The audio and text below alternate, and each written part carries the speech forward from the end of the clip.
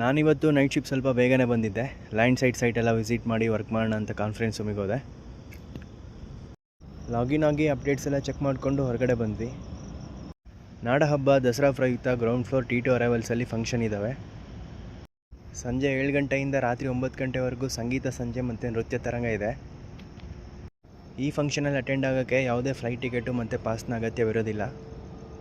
ಈ ಫಂಕ್ಷನ್ ಇರೋದು ಇವತ್ತು ಮತ್ತು ನಾಳೆ, ಅಂದರೆ 7ನೇ ತಾರೀಕು ಮತ್ತು 8ನೇ ತಾರೀಕೆ. ಬರೀ ನಾವಿಲ್ಲಿಂದ ಹೋಗಿ ರನ್ವೇ ನೋಡ್ಕೊಂಬರೋಣ.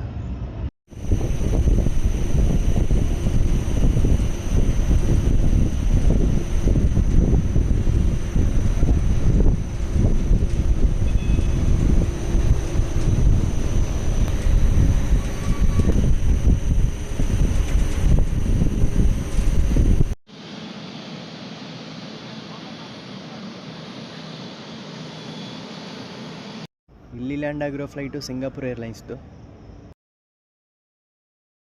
ಇಲ್ಲಿ ಲ್ಯಾಂಡ್ ಆಗಿರೋದು ತುಂಬ ದೊಡ್ಡ ಫ್ಲೈಟು, ಡಬಲ್ ಡೆಕ್ಕರ್ ಎಮಿರೇಟ್ಸ್.